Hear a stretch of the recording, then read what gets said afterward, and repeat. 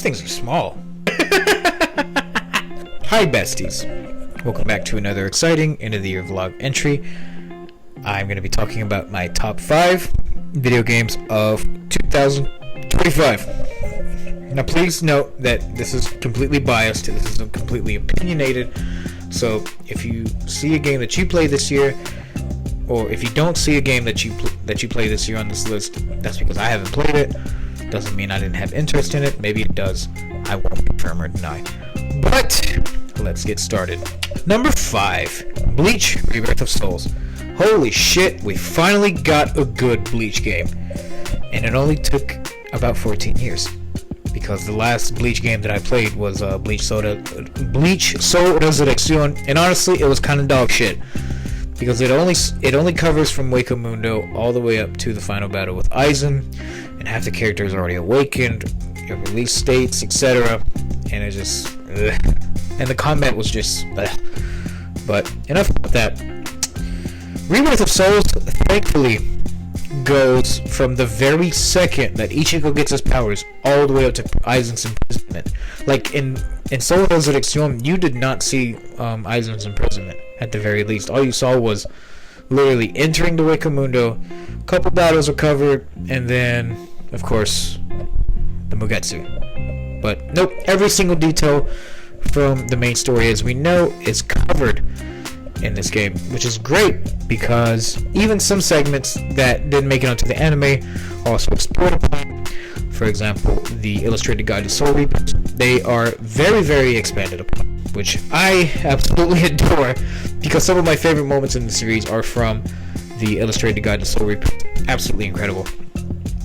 And even some characters that you would have felt that needed some of the spotlight as much as some of the other characters that you would eventually grow to love get their own time to shine, especially in the secret stories, because as you're playing the main story and then you complete those secret missions, secret events, etc., then you go to those character profiles. I think it's in the same menu as the main story, and you'll get to see like these revelations and like what they go through while Ichigo's on his journey, etc. It's incredible. Like, the detail in this game is insane, and I'm so happy that Bleach is finally getting the treatment it deserves in the video game industry. So yes, number 5, Bleach: Rebirth of Souls. Number 4, Doom: The Dark Ages. So of course a lot of us are still reeling from the absolute fucking titan that was Doom Eternal. And honestly, that's valid, because Doom Eternal was fucking crazy. And, you know, you hear that Bethesda, its software, coming out with a new Doom game. It's like, how do you live up to the absolute bar that Eternal set? So it's like, maybe you don't, but you can try, and it can still be a good quality game, which is great, because that's exactly what Doom: The Dark Ages is. While it is adapting to modern mechanics, modern gaming quality, it does what an origin story should do, and that's establish ground. And thankfully Doom: The Dark Ages does that, because you know, his outfit, his arsenal in the beginning, like, I feel very well establishes what it is that id Software was going for like an early Doom guy look. I think it's great. I think it's perfect, and it kind of sort of does live up to like the whole Doom guy persona, which is, man is too fucking angry to die, because he is. Like, he's way too fucking angry to die. As you've seen in 2016 in Eternal. But like, even like in the early stages, it's like, holy shit, this guy's been like that since the fucking beginning. But yeah, I also love that your firearm selection is like, I wouldn't really say adaptable, but it's recommended that you use each weapon to adapt to each enemy type, because it's like there are some weapons that excel against enemies, and then there's some weapons that will just not fucking do anything against enemies. So it's great that, you know, you have to get familiar with your arsenal to progress throughout the story. Or like, you know, especially in a situation where you're fighting a horde and it's like, oh shit, okay, I gotta figure out which weapon is best against this enemy type, etc., which is great. But all in all, it's not Eternal levels of like great quality. It's a great fucking game. It's Doom, but of course, it's nothing's gonna live up to Eternal. The Dark Ages, however, does its best, and that's all that matters for me. So, number 4, Doom: The Dark Ages. Number 3, Death Stranding 2 on the beach. Alright, whatever it is that Kojima said that he had to change in this game because he thought it was too good, I think he's lying. Or whatever it is he cut will eventually see the light of day, or so I hope. Because what the fuck, dude? This game just absolutely blew me away when I first played it. So obviously, we know how slow of a build-up the first Death Stranding is, which is totally fine, because obviously it needed to establish ground as a brand new IP. You know, not saying that it's one we've never seen before, but at least for Kojima it was something new, and it was something that he wanted to do, which, great, because I enjoyed the first game, even if it did build up very slowly, which thankfully we don't have that problem in the second game.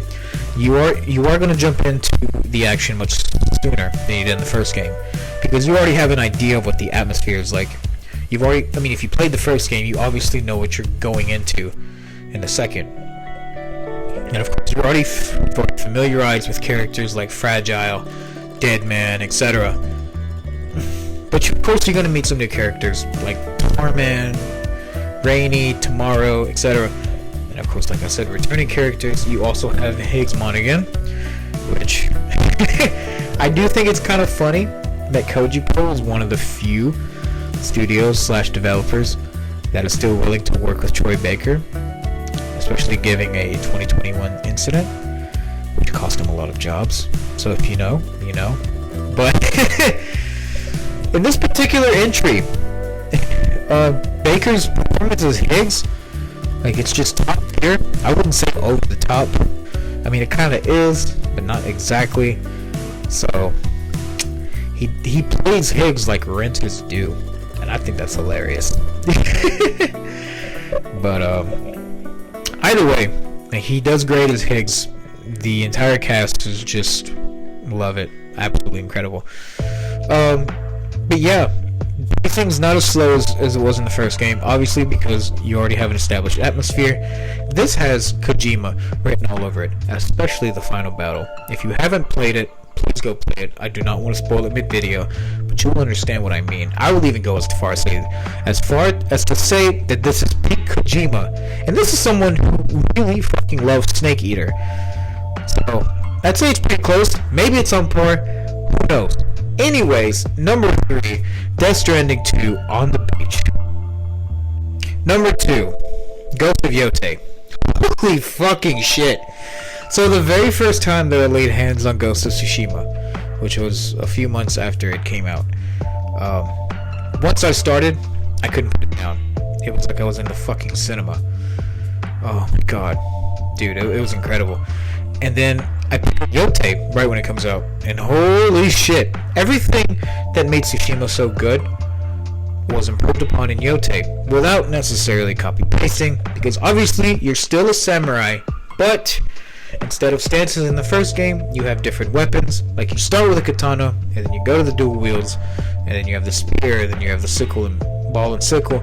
And another thing that I've noticed from like critics and players alike is that there seems to be a common theme of revenge stories in some of the PlayStation IPs, like God of War and Ghost, and like the Ghost series. Like there seem to be like the banner for like the revenge stories in PlayStation exclusives. I wouldn't necessarily say that Tsushima was a revenge story. I mean, like, obviously you want to protect the people of your land and whatnot. Obviously you don't want them falling to like the Mongols, given like how terrorizing they were. But EOTY, I would agree, is a straight up fucking revenge story, because I mean, dude, the most infamous gang of outlaws killed your fucking parents. You're not gonna avenge them? But yeah, I don't know I wouldn't go as far as to say that, you know, other IPs, like especially the later God of War games, I wouldn't necessarily call them a revenge story, or like a revenge plot. Like, but EOTY, I could definitely vouch for that being a revenge plot. But that's fine, because I think Atsu shines very well as someone seeking to avenge their parents. Yeah, the plot is very well established. Fighting the different outlaws, like different members of the EOTY 6, was just incredible. Like the Oni, the Kitsune, oh my god, the fucking Saito brothers. Like every single boss had their own spin on how their battles went, and it was incredible. Like, I think the one that took me by surprise was the Saito brothers, because it's like it just completely does not play out the way you think it will, and I think that's like a really nice spice, is that it adds variety to what it is you're going up against when you finally reach Saito. And another thing, if you plan on fighting Tekazuli and Revolt, good fucking luck, because you're gonna need it. Anyways, number 2, Ghost of EOTY. I gotta stop drinking these so fast. Number 1, Clair Obscur, Expedition 33. Did you really expect this list to not include Clair Obscur? Be honest with me. Oh man. So I've been on a RPG, well, specifically turn-based. I mean, yeah, I could say RPG kick, but specifically turn-based RPG kick for the last 2 years. I'm gonna go as far as to say 3, because while I was playing Yakuza 3 years ago, and I got to Yakuza Like a Dragon, which is the 7th in the mainline series, or 8th if you include 0. But yeah, it was fucking crazy how like the complete landscape from someone who hasn't played turn-based RPGs in so long is just completely flipped on your head when you get into Like a Dragon. I loved it. Like, I did not mind grinding at all, because that's part of the charm with RPGs, is that you're gonna fucking grind and whatever. So I finally played Final Fantasy. Started with the Pixel Remaster 2 years ago, and then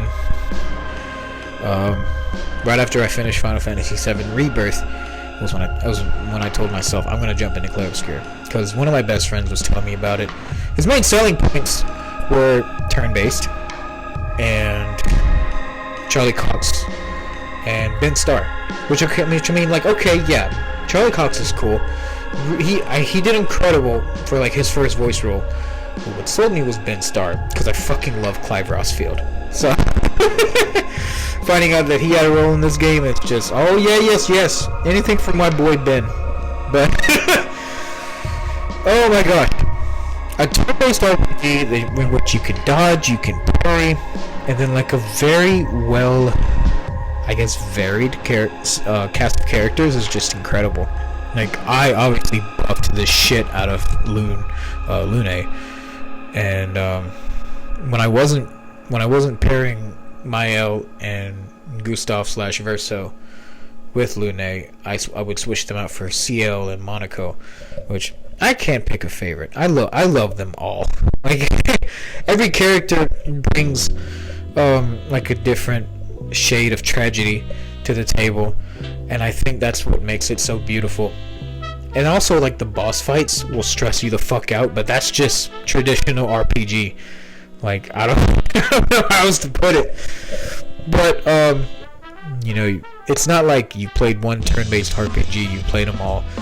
It's like very well varied, and I wouldn't go as far as to say that Clair Obscur is reinventing the genre.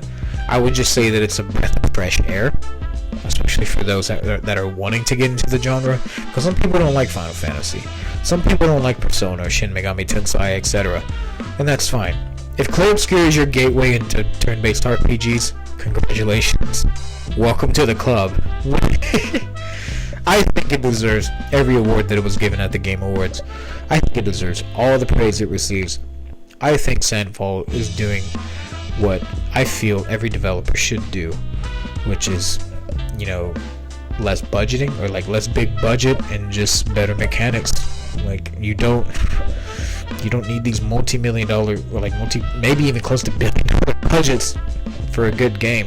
Because Clair Obscur proved that as long as you put effort into the quality of the game, then you're fucking Gucci. But number 1, Clair Obscur Expedition 33. So what are some games that came out this past year that you enjoyed? Please let me know in the comments. Don't forget to like, subscribe, ring the bell. Also, please support my friend Jake, who goes by Amos. I use a lot of his newly released music in my videos as kind of an agreement, so it would mean the world to me if you checked out his Bandcamp and the link in the description. Thank you. See you guys later.